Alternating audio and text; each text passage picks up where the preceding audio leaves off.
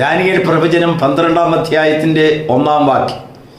ഒരു ജാതി ഉണ്ടായത് മുതൽ ഇതുവരെയും സംഭവിച്ചിട്ടില്ലാത്തതായ കഷ്ടകാലം ഭൂമിയിൽ ഉണ്ടാകും.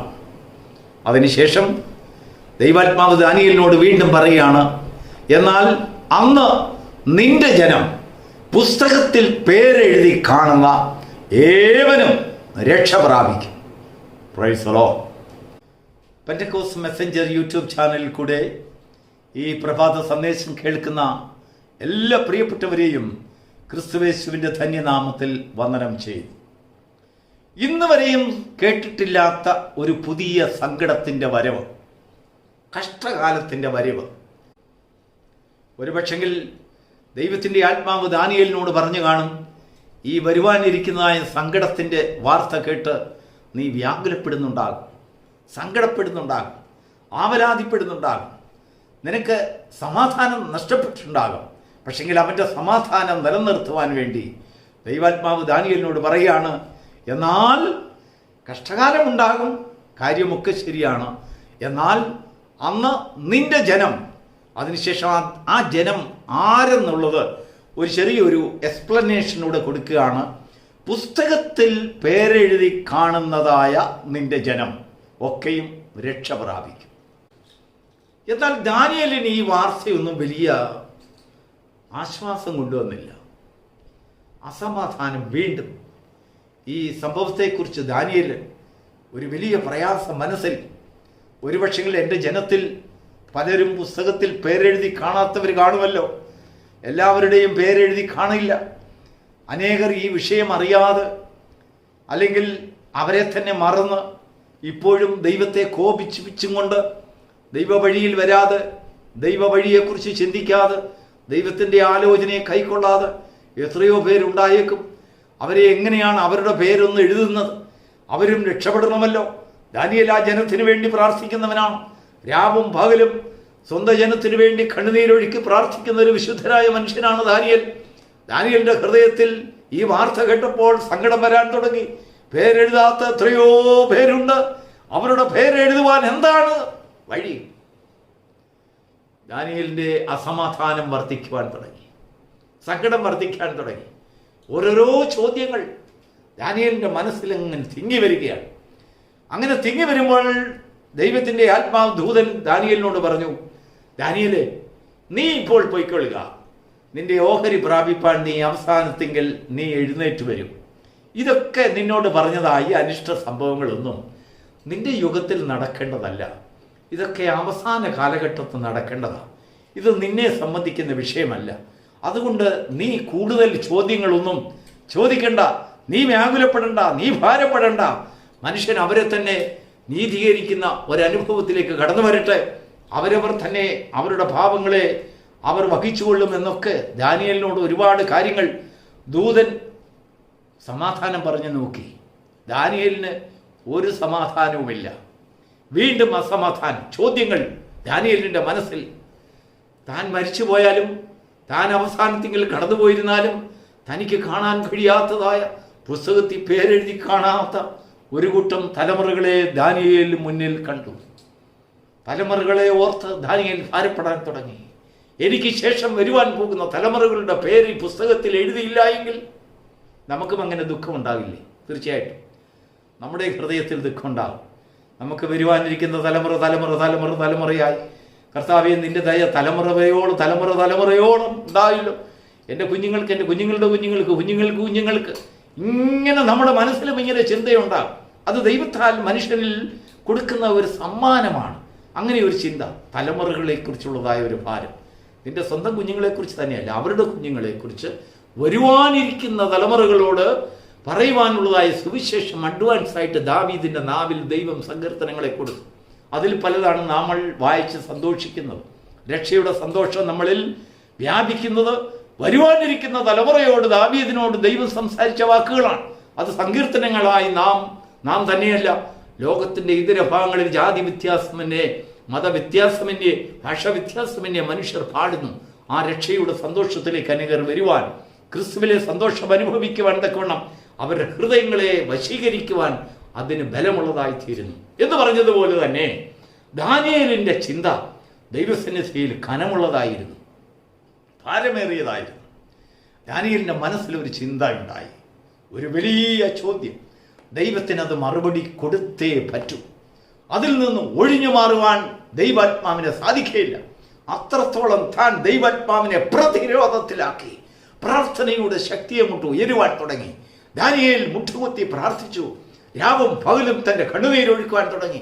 കർത്താവേ, ഇതിന് മറുപടി എന്നോട് പറഞ്ഞേ മതിയാവും. എന്താണ് ആ മറുപടി എന്നറിയാമോ?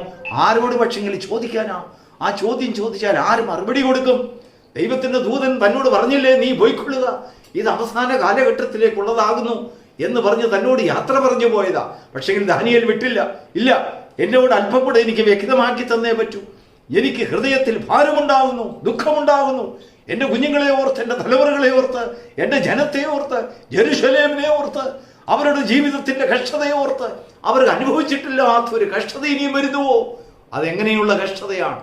ഭാരം വഹിക്കാൻ ദാനിയേലിന് കഴിയാതായി. തൻ്റെ ജീവിതത്തിൽ അനുഭവിച്ചിട്ടില്ലാത്ത സങ്കടം. നമുക്കും അങ്ങനെ കേട്ടാൽ സങ്കടമുണ്ടാകും. പക്ഷെങ്കിൽ ദൈവം ആ സങ്കടത്തെ കണ്ടു. എന്താണ് തൻ്റെ ഹൃദയത്തിലുള്ളതായ വലിയ ചോദ്യമെന്നറിയാമോ? ദൈവത്തോട് ചോദിക്കുവാനുള്ളൊരു ചോദ്യം, അത് എപ്പോൾ സംഭവിക്കും? നമുക്കും ആ ചോദ്യമുണ്ട്. കർത്താവേ, അനർത്ഥങ്ങളൊക്കെ വരുമെന്ന് കേൾക്കുന്നല്ലോ. അവസാന കാലഘട്ടത്തെക്കുറിച്ച് എന്ത് കണ്ടിരുന്നാലും മനുഷ്യൻ്റെ ഭീതി നിമിത്തം ഏതൊരു അതിശയമുണ്ടായെന്ന് പറഞ്ഞിരുന്നാലും ശരി, അത് അവസാന കാലഘട്ടമാണ്. അതുകൊണ്ടാണ് കർത്താവിൻ്റെ വരവെടുത്തു പോയി. ഈയിടെയായിട്ട് എവിടെയോ ഒരു പശു പ്രസവിച്ചു. ആ പശു പ്രസവിച്ചതായ ആ പശുക്കുട്ടിക്ക് എന്തുവാ 8 കാലുകൾ. 4 കാലുകളെ വരാൻ പാടുള്ളൂ, ഇതാ 8 കാലുകൾ. ഉടനെ ഒരാൾ കമൻറ്റ് ചെയ്തു, കർത്താവിൻ്റെ വരവ് വളരെ അടുത്തു പോയി. അപ്പോൾ ഏതിനും അതിശയകരമായി കാണുന്ന ഏത് കാര്യത്തിനും ലോകാവസാനത്തോട് കർത്താവിൻ്റെ വരവിനോട് ബന്ധിപ്പിക്കുന്ന ഒരു വലിയ ഒരു മൂഢത, ഒരു ചിന്ത. കാരണം എന്താ പറയുക, ഉള്ളിൽ ഈ ഭയം കിടക്കുക, എപ്പോൾ വരും? നാം പ്രതീക്ഷിക്കുന്ന സങ്കടം, അനിഷ്ടകാലം, അനർത്ഥകാലം എപ്പോഴാണ് വരാൻ പോകുന്നത്? അപ്പോൾ അവ്യക്തമായി നമ്മുടെ മനസ്സിൽ കിടന്ന് മല്ലടിക്കുന്നതായ ഈ ചോദ്യം നമ്മൾ കാണുന്ന ചെറിയ ചെറിയ അതിശയങ്ങളിലും നമ്മൾ കോർത്തിണക്കുകയാണ്. അവസാന കാലഘട്ടമായി കർത്താവിൻ്റെ വരവടുത്തുപോയി. എന്നാൽ ദാനിയേലിനോട് സംസാരിക്കുവാൻ ദൈവത്തിന് ദയയുണ്ടായി, കൃപയുണ്ടായി. 6-ാം വാക്യത്തിൻ്റെ അവസാനത്തിങ്കിൽ ദാനിയേലിനോട് ദൈവം മറുപടി കൊടുക്കുവാൻ 2 ദൂതന്മാരെ വിട്ടു. ആ ദൂതന്മാർ ദാനിയേൽ പ്രവാചകൻ ഒരു നദിയെ ദർശനം കണ്ടു. ആ ദർശനത്തിൽ 2 ദൂതന്മാർ, ഒരാൾ വെള്ളത്തിന്മേൽ നിൽക്കുന്നത് കണ്ടു, ഒരാൾ മറുകരയിൽ നിൽക്കുന്നത് കണ്ടു. മറുകരയിൽ നിൽക്കുന്നതായ ദൂതൻ വെള്ളത്തിന്മേൽ നിൽക്കുന്ന ദൂതനോടൊരു ചോദ്യം, ഇത് എപ്പോൾ സംഭവിക്കും? 6-ാം വാക്യത്തിന്റെ അവസാനത്തിൽ ഈ അതിശയ കാര്യങ്ങളുടെ അവസാനം എപ്പോൾ സംഭവിക്കും? നമ്മുടെ ജീവിതത്തിലെ അതിശയ കാര്യങ്ങളെക്കുറിച്ചൊരു പ്രതീക്ഷ നമ്മുടെ മനസ്സിൽ ഭാരമുണ്ടെങ്കിൽ അതിന് മറുപടി തരുവാൻ ദൂതൻ പ്രത്യക്ഷപ്പെടുന്ന ചില സാഹചര്യങ്ങളുണ്ട്. വാസ്തവമായി മുട്ടിപ്പായി നീ ദൈവസന്നിധിയിൽ നിലവിളിക്കുന്നവനാണെങ്കിൽ നിന്നോടത് അറിയിക്കുവാൻ ദൈവം ദൂതനെ അതിനുവേണ്ടി നിനക്കായി അയക്കും. Price the Lord. വെള്ളത്തിന്മേൽ നിൽക്കുന്ന ദൂതൻ കൊടുത്തതായ മറുപടിയുടെ അവസാന കാല 7-ാം വാക്യത്തിന്റെ അവസാനം, അവർ വിശുദ്ധ ജനത്തിന്റെ ശക്തിയെ തകർത്ത് കളഞ്ഞതിന് ശേഷം ഈ പറഞ്ഞ കാര്യങ്ങളൊക്കെ സംഭവിക്കും. ദാനിയേലിന് പിടികിട്ടി. ഓ, അങ്ങനെയാണ് കാര്യങ്ങൾ സംഭവിക്കുന്നത്. അപ്പോൾ വിശുദ്ധ ജനത്തിൻ്റെ ശക്തി എത്രത്തോളം നിലനിൽക്കുന്നുവോ അത്രത്തോളം ഈ സങ്കടകരമായ കാര്യങ്ങൾ സംഭവിക്കുക സാധ്യമല്ല. ആത്മീക ജീവിതത്തിലേക്ക് വരാം. വ്യക്തിപരമായ ആത്മീക പരിഭാഷയിലേക്ക് ദൈവത്തിൻ്റെ ആത്മാവ് നമ്മെ വഴി നടത്തട്ടെ. നിന്റെ മുൻപിൽ നീ കാണുന്നതായ അനർത്ഥങ്ങളും ദോഷങ്ങളും, നീ ഇതുവരെയും കണ്ടിട്ടില്ലാത്ത ചില ദോഷങ്ങളെക്കുറിച്ച് നീ ഭാരപ്പെടുന്നുണ്ടെങ്കിൽ, അനർത്ഥങ്ങളെക്കുറിച്ച് നീ ഭാരപ്പെടുന്നുണ്ടെങ്കിൽ, നിന്റെ ഹൃദയത്തിൽ തരുന്നതായ ഭാരങ്ങളും ഭയങ്ങളും, നിന്നെ ശ്വാസം മുട്ടിക്കുന്ന, നിന്റെ സ്വസ്ഥതയെ നഷ്ടപ്പെടുത്തുന്ന, നിന്റെ സമാധാനത്തെ എടുത്തു കളയുന്ന ചോദ്യങ്ങൾ ഒരു ശരം പോലെ നിന്നെ കുത്തിക്കുന്നുണ്ടെങ്കിൽ, നിന്നെ ദുഃഖിപ്പിക്കുന്നുണ്ടെങ്കിൽ, വേദനിപ്പിക്കുന്നുണ്ടെങ്കിൽ, ദൈവത്തിൻ്റെ ആത്മാവ് പറയാണ്, വിശുദ്ധ ജനത്തിൻ്റെ ശക്തി നിലനിൽക്കോളം അത് സംഭവിക്കുക സാധ്യമല്ല. Price the Lord. വിശുദ്ധ ജനത്തിൻ്റെ ശക്തി, നാം ദൈവത്തിൻ്റെ സന്നിധിയിൽ വിശുദ്ധന്മാരാണ്. നിങ്ങളോ അന്ധകാരത്തിൽ നിന്ന് തൻ്റെ അത്ഭുത പ്രകാശത്തിങ്കിലേക്ക് വിളിച്ചവൻ്റെ സൽഗുണങ്ങളെ ഘോഷിപ്പാൻ തെരഞ്ഞെടുക്കപ്പെട്ട ജാതിയും രാജകീയ പുരോഹിതവർഗവും വിശുദ്ധ വംശവും സ്വന്തം ജനവുമാകുന്നു. ക്രിസ്തുയേശുവിൽ കൂടെ അപ്പോസ്തലനായ പത്രോസ് നമുക്ക് തന്ന അവകാശ പത്രമാണ്. നമുക്കിതിനെക്കുറിച്ച് അറിയില്ലായിരുന്നു.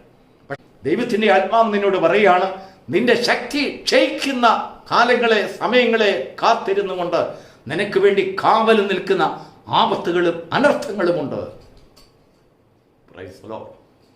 നീ കണ്ടിട്ടില്ലാത്തതായ ദുഃഖങ്ങളും സങ്കടങ്ങളും നിന്നെ വിഴുങ്ങുവാൻ തക്കവണ്ണം നിന്റെ ഭവനത്തിന് ചുറ്റും, നിന്റെ കുഞ്ഞുങ്ങൾക്ക് ചുറ്റും, നിന്റെ തലമുറകൾക്ക് ചുറ്റും, നിന്റെ ജീവിതങ്ങൾക്ക്, നിന്റെ ജീവിത മണ്ഡലങ്ങൾക്ക് ചുറ്റും കാവൽ നിൽക്കുന്നതായ സംഭവ വികാസങ്ങളുണ്ട്. എന്നാൽ നിന്റെ ശക്തി ക്ഷയിക്കുന്നില്ല എങ്കിൽ അതിന് നിന്നിൽ കയറുവാൻ സാധ്യമല്ല, നിന്നെ തകർക്കുവാൻ സാധ്യമല്ല, അത് നിന്റെ ഭവനത്തിൽ പ്രവേശിക്കുവാൻ സാധ്യമല്ല, നിന്റെ കുഞ്ഞുങ്ങളിൽ പ്രവേശിക്കുവാൻ സാധ്യമല്ല, നിന്റെ ജീവിതത്തിൽ സംഭവിക്കുവാൻ സാധ്യമല്ല. വിശുദ്ധ ജനത്തിൻ്റെ ശക്തിയെ തകർത്തതിന് ശേഷം അതൊക്കെയും സംഭവിക്കും. നിന്റെ ശക്തിയെ തകർക്കുകയാണ് അത് ചെയ്യുന്നത്. നിന്റെ കൂട്ടായ്മയുടെ ശക്തിയെ, ഉപദേശത്തിൻ്റെ ശക്തിയെ, ആരാധനയുടെ ശക്തിയെ, ആവശ്യമില്ലാത്ത എന്തെല്ലാം കോപ്രായങ്ങൾ കാണിക്കുവാൻ തക്കവണ്ണം നിന്നെ വശീകരിക്കുന്ന നിന്റെ ആരാധനയുടെ സന്തോഷത്തെ നഷ്ടപ്പെടുത്തി, സമാധാനത്തെ നഷ്ടപ്പെടുത്തി, ഐക്യതയെ നഷ്ടപ്പെടുത്തി, പ്രൈസ് ദി ലോർഡ്, നിന്നെ ജീവിതത്തിൽ പരാജയപ്പെടുത്തി അതിനുശേഷം വേണം ശത്രുവിന് നിന്റെ ഭവനത്തിൽ കയറുവാൻ. നിന്റെ വ്യക്തിപരമായ ജീവിതത്തിൽ കൂടെ കടന്ന്, ഭവനത്തിൽ കൂടെ നടന്ന്, കുഞ്ഞുങ്ങളിൽ കടന്ന്, അല്ലെങ്കിൽ ഭാര്യയിൽ കടന്ന്, ഭർത്താവിൽ കടന്ന്, മാതാപിതാക്കളിൽ കടന്ന്, സഹോദരങ്ങളിലൂടെ കടന്ന് അതങ്ങ് യാത്ര ചെയ്യും. എവിടം വരെ? നിന്റെ ജനത്തിൻ്റെ മധ്യയെല്ലാം അത് വ്യാപിക്കുവാൻ അത് കാരണമായി തീരും. പ്രിയപ്പെട്ട ദൈവത്തിൻ്റെ മക്കളെ, നമ്മുടെ ശക്തിയെ ശത്രു തകർക്കാൻ പാടില്ല. നാം ശക്തന്മാരായിരിക്കണം. നാം ദൈവസന്നിധിയിൽ ശക്തിയെ പുതുക്കുന്നവരായിരിക്കണം. അരയ്ക്ക് കെട്ടി സത്യം കെട്ടി, അരയ്ക്ക് സത്യം കെട്ടി, കാലിന് സത്യം, അല്ലെങ്കിൽ ദൈവവചനത്തിൻ്റെ ഘോഷണത്തിന് വേണ്ടി ഒരുക്കമുള്ളതായ ചെരുപ്പുകൾ ധരിച്ചുകൊണ്ട് ഏത് ശത്രുവിനെയും എതിരിടുവാൻ തക്കതായ ഒരു ശക്തിയെ ദൈവസന്നിധിയിൽ നിന്ന് നാം സംഭരിക്കണം. നമ്മുടെ വിശ്വാസ ജീവിതത്തിൽ നമുക്ക് ഉറപ്പുള്ളവരാകണം. നാം എല്ലാവരും ശക്തിയുള്ളവരാകണം. ദൈവം നമ്മെ ശക്തന്മാരായി കാണുവാൻ ആഗ്രഹിക്കുന്നു. കാരണം ദൈവത്തിന് വേണ്ടി പോരാടുവാനല്ല, നമുക്ക് വേണ്ടി പോരാടുവാൻ. ആരും ദൈവത്തിന് വേണ്ടി പോരാടുവാൻ കർത്താവ് ആരെയും വിളിച്ചിട്ടില്ല. ഒരു കൂട്ടം സ്ത്രീജനങ്ങൾ യേശുവിനെ ക്രൂശിക്കാൻ കൊണ്ടുപോകുമ്പോൾ അവന്റെ പുറകെ നിലവിളിച്ചും കൊണ്ട് യാത്ര ചെയ്യുകയും നടന്നു പോവുകയും യേശു തിരിഞ്ഞ് അവരോട് പറയുകയാണ്, യെരൂശലേം പുത്രിമാരെ, നിങ്ങൾ എന്നെ ഓർത്ത് കരയരുത്, നിങ്ങൾ എനിക്ക് വേണ്ടി യുദ്ധം ചെയ്യരുത്, എനിക്ക് വേണ്ടി ഒരു വാക്ക് പോലെ നിങ്ങൾ സംസാരിക്കേണ്ട, പക്ഷെങ്കിൽ നിങ്ങളെയും നിങ്ങളുടെ കുഞ്ഞുങ്ങളെയും ഓർത്ത് കരയുക. Price the Lord. ഒരു പക്ഷെങ്കിൽ നമ്മൾ കർത്താവിന് വേണ്ടി യുദ്ധം ചെയ്യുവാൻ യോദ്ധാക്കളായി നമ്മൾ മുന്നോട്ട് വന്നേക്കാം. കർത്താവിന് നമ്മുടെ യോദ്ധാക്കളെ, അല്ലെങ്കിൽ നമ്മളിൽ നിന്ന് ഒരു കൂട്ടം യോദ്ധാക്കളെ ദൈവത്തിന് ആവശ്യമില്ല. ദൈവത്തിന് ദൂത സഞ്ചയങ്ങൾ, കർത്താവ് അതാണ് പടയാളികളോട് പറഞ്ഞത്. റോമൻ പടയാളികളോടും യഹൂദന്മാരോടും ആ പള്ളി പ്രമാണികളോടും പറഞ്ഞു, ഞാൻ എൻ്റെ പിതാവിനോട് ആവശ്യപ്പെടുന്നുണ്ടെങ്കിൽ എത്ര എത്ര മില്യൺസ് ഓഫ് അത്രയും ദൂതന്മാരെ എനിക്ക് വേണമെങ്കിൽ കാവലായി അയക്കുവാൻ തനിക്ക് ശക്തിയുണ്ട്. എൻ്റെ പിതാവിൻ്റെ ഭവനത്തിൽ അങ്ങനെയൊക്കെ ചില ചില സമ്പത്തുകളുണ്ട്.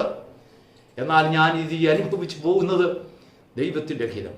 ദൈവത്തിൻ്റെ വചനം നാം നന്നായി ഗ്രഹിക്കുമെങ്കിൽ നാം ദൈവത്തിൻ്റെ വചനത്തിൻ്റെ ആഴങ്ങളിലേക്ക് കയറുവാൻ തക്കവണ്ണം ദൈവം നമുക്ക് കൃപ തരും.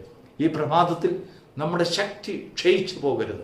നാം കർത്താവിന് വേണ്ടി യുദ്ധം ചെയ്യുന്നവരായി നമ്മളെ തന്നെ നിഗളിക്കരുത്. കർത്താവിന് നമ്മുടെ യുദ്ധം ആവശ്യമില്ല, നമ്മുടെ സപ്പോർട്ട് ആവശ്യമില്ല. അവൻ നമ്മളിൽ നിന്ന് ബഹുമാനം ആഗ്രഹിക്കുന്നില്ല. എന്നാൽ നാം നമ്മെ തന്നെ ബഹുമാനിക്കുന്നവരായി, നമുക്ക് വേണ്ടി വാദിക്കുന്നവരായി, നമുക്ക് വേണ്ടി യുദ്ധം ചെയ്യുന്നവരായി, നമ്മുടെ ശക്തിയെ പുതുക്കുന്നവരായി തീരുമെങ്കിൽ നമ്മളിൽ കൂടെ നമ്മുടെ ഭവനത്തിൽ ശത്രു കയറാതെ ഈ വരുവാൻ നാം ഭയപ്പെടുന്ന അനർത്ഥങ്ങൾ നമ്മെ ഒഴിഞ്ഞു പോകുവാൻ അത് കാരണമായി തീരും. God bless you.